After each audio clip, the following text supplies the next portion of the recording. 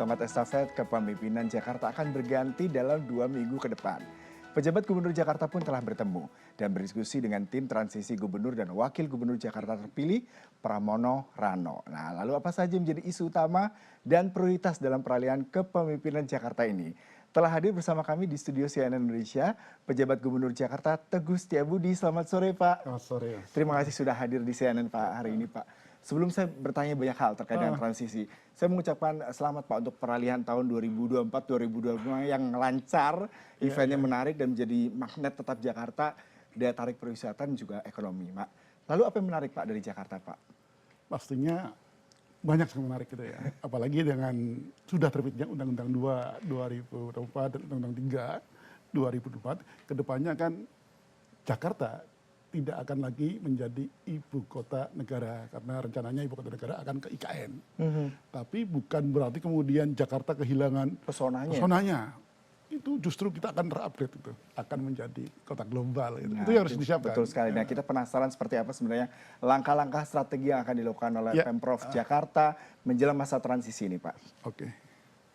Apa ini, Bapak? Yang Jadi sudah gini, dilakukan? saya sebagai penjabat gubernur itu pastinya tugasnya tidak hanya memastikan bahwasanya roda pemerintahan, pembangunan di DKI Jakarta itu berjalan secara optimal dan kemudian juga kondisi masyarakatnya itu kondusif. Tapi juga salah satu tugas dari penjabat gubernur adalah memastikan bagaimana estafet kepemimpinan dengan telah terpilihnya gubernur dan wakil gubernur hasil pilkada serentak tahun 2024. Nah, ini kami punya tugas nih. Bagaimana nanti agar katakanlah Pak Pramono dan Bapak Rano Karno itu nanti bisa memulai tugas dengan lebih baik. Ini salah satu tugas kami juga. Bagaimana terkait estafet kepemimpinan tersebut. Nah, estafet kepemimpinan dari Bapak ke gubernur terpilih berikutnya pastinya banyak hal legacy dari Bapak juga yang akan dialihkan. Mungkin Bapak bisa menceritakan kepada kami, apa saja, Pak, hal-hal baik ataupun prestasi boleh jadi yang Bapak juga lakukan, Pak? Tapi sebelumnya gini, kami secara makro juga sudah menyiapkan di dalam RPJMD gitu ya. Kemudian itu ada perdanya. Kita bersyukur juga bahwasanya Perda APBD DKI Jakarta juga disahkan 4 waktu. Dan pada waktu penetapan Bapak Pramono Anung dengan Bapak Rano Karno sebagai gubernur dan wakil gubernur terpilih, kami juga sudah sempat komunikasi dan beliau juga langsung mengumumkan mengenai tim transisi. Lah, ini kami komunikasikan. Bahkan hubungannya sangat bagus gitu. Tim transisi dengan pemerintah provinsi itu bukan suatu tim yang berhadapan, tapi kita menyatu. Kami sungguh sangat mensupport, sangat mendukung, dan saya minta seluruh jajaran Pemprov DKI harus dukung itu. Bagaimana tim transisi bisa bertugas, sehingga nanti pada waktu setelah pelantikan, Bapak Pramono dan Bapak Rano Karno bisa langsung memulai dengan baik. Lah, terkait dengan bagaimana kedepannya, saya sungguh berpikir dan saya yakin Bapak Pramono bukanlah orang yang biasa saja, tapi saya tahu persis rekam jejak beliau sangat pengalaman, sehingga insya Allah beliau pun akan sangat paham dengan tugas saya sebagai gubernur. Demikian juga Bapak Rano Karno. Kita juga tahu beliau bukan orang yang juga baru di pemerintahan, insya Allah. Tapi sekali lagi berbagai hal itu juga kami komunikasikan kepada tim transisi dan terkait hal-hal yang sangat strategis. Program-program strategis. Apa-apa yang kemudian dikampanyekan oleh Bapak Pramono dan Bapak Rano Karno, kita bahas bersama juga, sehingga ini sudah mulai itu.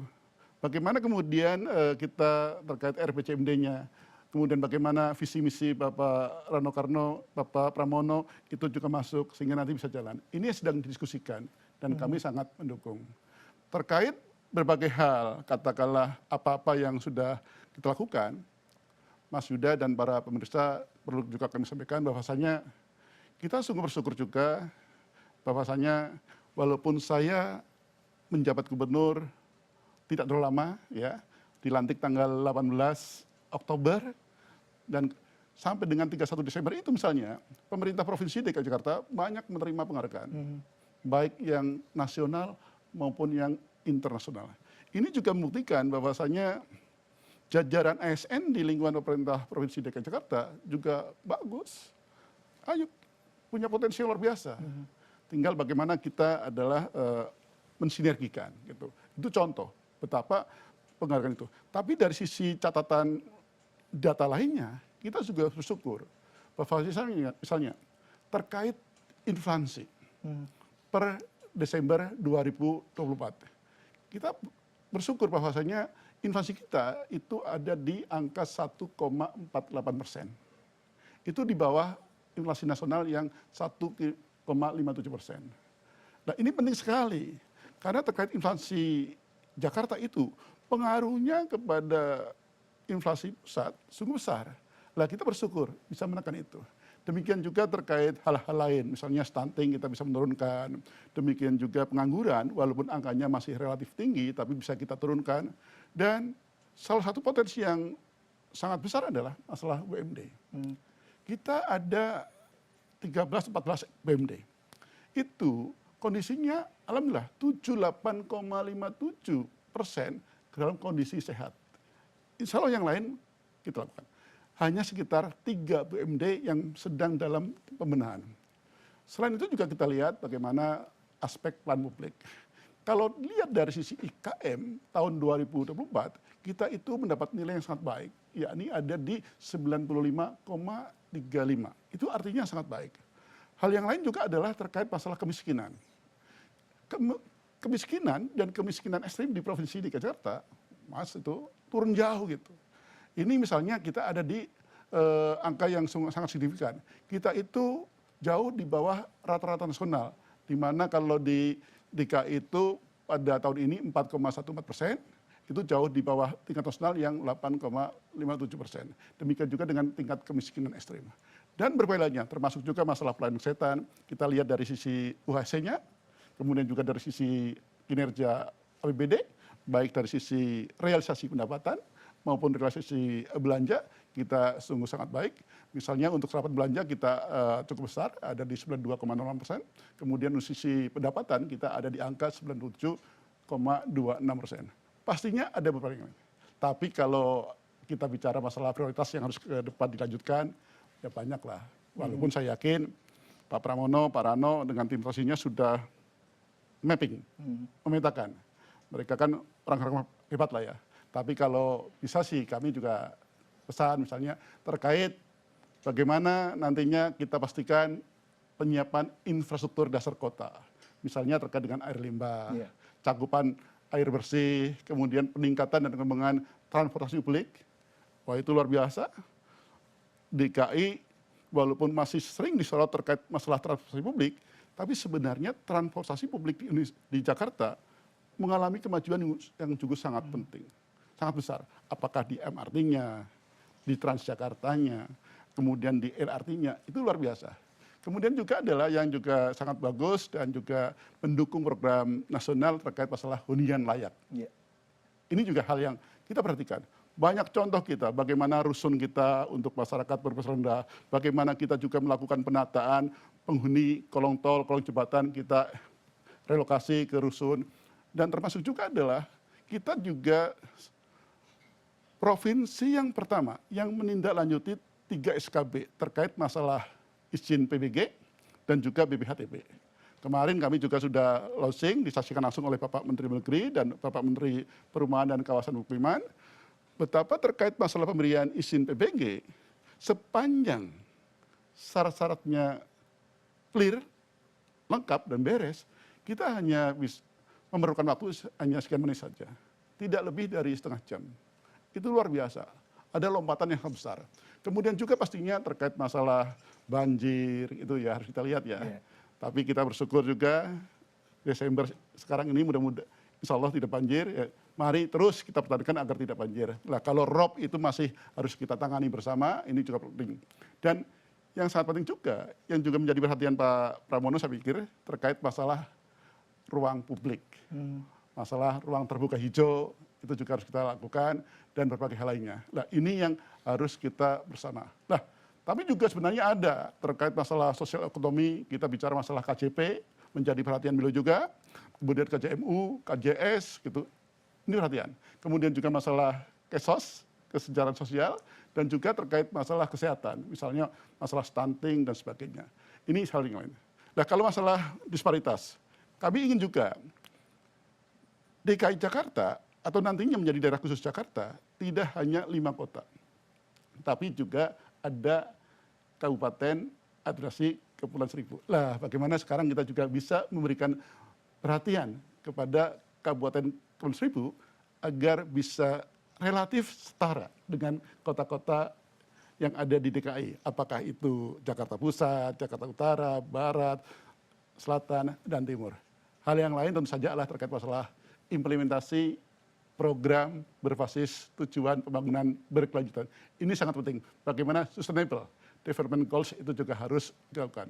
Nah, satu lagi yang mungkin juga perlu kita perhatikan, dan kebetulan waktu itu kita acarakan juga pada saat tanggal 31 sore, Mas ya, di Balai Kota, para gubernur, wakil gubernur terdahulu hadir, luar biasa ya. Tidak hanya Pak Anies dan Pak Ahok, tapi banyak sekali. Dan juga hadir juga Pak Pramono, Pak Rano Karno, ada Pak Suswono, dan Pak Gun, semuanya terkait bagaimana Jakarta ke depan. Nah, kita sebenarnya sudah kick off, sudah kita launching. Bagaimana Jakarta menyambut 5 abad. Menyongsong 5 abad kota Jakarta. Yang insya Allah akan tibanya 22 Juni tahun 2027. Nah, ini kita berharap bisa terus kita lanjutkan. Berbagai event kita himpun dalam kalender event, itu bagaimana tahun 25, 26, 27. Tidak semata-mata masalah angka, 5 abadnya, tapi bagaimana Jakarta itu nanti mampu gitu. Dan kita juga berharap terkait masalah kota global. Ya, nanti kita berharap sudah ada di dalam RPJMD kita, nanti kita ingin juga wujudkan top 20 global city. Jakarta top 20 global city. Ini luar biasa, menjadi pusat pertumbuhan ekonomi nasional, menjadi pusat kota global, menjadi kota global, sejajar dengan kota-kota global lainnya. Ini luar biasa lah, mudah-mudahan. Nah, nanti pada waktu nanti kita 5 abad kota Jakarta, antara lain juga adalah bagaimana nanti kita akan mulai dari acaranya itu sekitar di kawasan Kota Tua. Nah, ini penting juga bagaimana sejak sekarang kita mulai lagi sebenarnya bagaimana menata kawasan Kota Tua itu dari berbagai aspek sebagai titik awal identitas Jakarta, sebagai awal dari Jakarta saat ini, Batavia, Jayakarta. Tapi sebagai titik awal berdirinya Kota Jakarta, Kota Tua juga sebagai bisa titik awal untuk alur ekraf, ekonomi kreatif. Kenapa? Ini kalau kita bisa tata, bagus sekali. Kota Tua sebagai awalnya sampai ke Stasiun Beos, nanti bisa ke Pasar Baru, bisa ke Cikini, Balai Kota, Sarinah, SCBD, Blok M, itu luar biasa. Dan kami juga bersyukur dengan berbagai kementerian lembaga lain, waduh, mereka supportnya juga sangat luar biasa. Sekarang bagaimana komitmen kita, tekad kita untuk mewujudkan kota global, untuk juga menyongsong 5 abad kota Jakarta, terkait juga berbagai aspek yang tadi saya sampaikan, masalah pelayanan, masalah sosial ekonomi, dan berbagai lain terkait, termasuk juga adalah kita juga jangan lupa tentang jati diri kita. Jadi kita berharap betul-betul menyongsong 5 abad kota Jakarta, jati diri Indonesia, megapolitan dunia. Iya. Pemaparan Bapak sangat komprehensif. Berarti semua rekomendasi juga sudah disampaikan kepada tim Pak Pramono dan juga Pak Rano Karno. Ya. Lalu yang menarik Pak, kalau tadi Bapak katakan Jakarta akan tetap menjadi top 20 global city ya Pak. Kita akan menuju ke situ, menuju ke situ. Rekomendasinya apa saja Pak yang sudah disampaikan ke tim transisi Pramono dan Rano Pak? Ya, sekali lagi ya, saya sungguh sangat apresiasi terhadap Bapak Pram maupun Bapak Rano Karno dengan tim transisinya yang kita bisa komunikasi secara baik dari hati ke hati, bukan suatu tim yang berhadapan, tapi kita adalah satu. Kami sampaikan berbagai aspek. Memang salah satu hal yang terkait kota global itu banyak sekali aspeknya. Menyangkut masalah pelayanan publik, tadi sudah sampaikan, masalah transportasi, masalah begini, tapi juga masalah yang sungguh sekarang masih relatif lemah adalah dalam hal R&D-nya, Research and Development-nya. Itu Jakarta, mari kita kembangkan sebagai kota juga yang bisa mewujudkan ekosistem Research and Development. Yang lain juga adalah, selain yang tadi sudah saya sebutkan, bagaimana aspek digitalisasi di Jakarta. Lah, saya berharap Dari berbagai hal itu karena Jakarta itu adalah barometer dari berbagai kebijakan yang ada di Indonesia. Jakarta juga menjadi magnet dan sebagainya. Sebenarnya pemerintah provinsi DKI Jakarta, kami sudah kontak, siap untuk katakanlah menjadi pilot project dalam berbagai kebijakan. Termasuk misalnya dalam hal digitalisasi, itu kita bicarakan itu. Nah, ini kita harapkan nantinya kita bisa menjadi role model. Bahkan kalau bicara sedikit mundur, pilkada Mas. Pilkada DKI Jakarta, saya terima kasih sekali kepada semua pihak, kita bisa mendukung suksesnya pilkada DKI Jakarta. Sangat kondusif, aman, nyaman gitu. Dan tidak ada riak-riak, bahkan sampai kepada penetapan dan saat ini. Luar biasa Jakarta itu. Luar biasa dengan segala macam kompleksitasnya, prestasi dan juga achievementnya Pak ya. Jakarta bisa menjadi role model untuk implementasi demokrasi di Indonesia. Menarik. Nah saya ada pertanyaan lagi nih Pak. Pemprov Jakarta melalui Biro Kerjasama Daerah sudah bekerjasama dengan Began untuk penyediaan makan bergizi gratis. Lalu bagaimana Pak progres pelaksanaan program ini Pak? Ya, intinya gini. Pemerintah Provinsi DKI Jakarta sebagai bagian dari pemerintah pusat pastinya akan mendukung setiap kebijakan strategis pemerintah pusat. Pastinya itu sudah dipikirkan. Termasuk adalah dalam program makan bergizi gratis. Jauh hari kita sudah bersama-sama dengan berbagai stakeholder, BUMD juga sudah mencoba untuk katakanlah semacam pilot project terkait MBG. Nah sekarang sudah ditangani oleh PGN. Nah kami juga support, bahkan sejak awal kami juga bilang, andai kata ada penugasan kepada pemerintah DKI Jakarta untuk ikut mensupport, kami pun siap misalnya dari sisi anggaran sudah mengalokasikan sejak awal gitu. Nah kami siap, termasuk juga dalam hal lainnya, tidak sebatas hanya sosialisasi, edukasi ataupun masalah pengamanannya, tapi dalam berbagai hal. Kami bersyukur bahwa pada awal Januari kemarin, program makan bergizi gratis sudah berjalan di DKI Jakarta, bahkan saat ini sudah ada 14 SPPG. Cukup banyak itu. Yang itu bisa melayani 125 sekolah. Dengan total siswa yang tergabung atau yang terlayani kurang lebih sebanyak 41.845 siswa. Artinya siap. Dan tahun ini kita ditargetkan ada 153 SPPG. Insya Allah itu bisa, kita bersama-sama tentu saja ikuti arahan pusat, tapi kami dari pemerintah Provinsi DKI Jakarta sungguh satu berterima kasih, sudah berjalan, sisi yang lain siap mendukung program tersebut. Iya Pak, ini terakhir Pak, Bapak ada pesan gak buat warga Jakarta maupun kepemimpinan yang baru terkait dengan transisi ibu kota menjadi kota global, dan juga warga Jakarta pasti jangan kehilangan pamornya lah, tetap tinggal di Jakarta, ekonomi, bisnis dan pariwisata juga masih menjadi salah satu barometer Pak. Yang pertama, warga Jakarta harus bersyukur pilkada serentak 2004 khususnya di DKI Jakarta aman, kondusif, tidak ada riak, dan insya Allah pemimpin, gubernur, wakil gubernur yang terpilih adalah itu pilihan kita bersama. Kemenangan rakyat, warga masyarakat DKI Jakarta. Mari kita dukung, mari kita support nanti kepemimpinan Bapak Pramono Anung dan Bapak Rano Karno. Itu seperti itu. Kemudian yang kedua, kalau kita ingin mewujudkan Jakarta sebagai kota global, tidak hanya bicara dari sisi infrastruktur dan sebagainya. Tapi SDM kita, baik itu birokrasinya maupun masyarakatnya, juga harus disiapkan. Artinya, ASN di lingkup pemerintah Provinsi DKI Jakarta, jangan berpuas diri. Tingkatkan itu kompetensinya, profesionalismenya untuk bisa mendukung kota global. Tapi demikian juga masyarakatnya, harus siap juga. Oh, kota global seperti apa sih? Nah, mindset, paradigma masyarakat DKI Jakarta juga harus siap. Itu yang sangat utama. Dan sekali lagi Jakarta adalah barometer. Jaga betul situasi kondisi DKI Jakarta agar kondusif untuk bisa menjalankan roda pemerintahan, pembangunan, dan kemasyarakatan dengan sebaik-baiknya. Sehingga tujuan dari pemerintahan terkait bagaimana peningkatan kesejahteraan masyarakat, kemudian juga peningkatan pelayanan publik dan daya saing itu bisa berjalan dengan optimal. Dan saya percaya insya Allah Bapak Gubernur dan Wakil Gubernur terpilih, Pak Pramono Anung dan Pak Rano Karno, insya Allah bisa membawa itu. Dan saya selama kurang lebih 3 bulan sekian hari juga sudah merasakan, insya Allah ASN DKI Jakarta juga kompeten. Tinggal bagaimana kita memanage dengan sebaik-baiknya. Pak Teguh Setiabudi, terima kasih Pak, waktunya sangat terbatas, dan terima kasih juga sudah memimpin Jakarta meskinya 3 bulan tapi sudah sangat berarti, memberikan banyak achievement dan juga prestasi di Jakarta. Terima kasih untuk perbincangannya Saya hari ini, juga Pak. terima kasih dan kepada seluruh ASN dan masyarakat DKI Jakarta, apabila ada hal-hal yang kurang, saya juga mohon maaf yang sebesar-besarnya.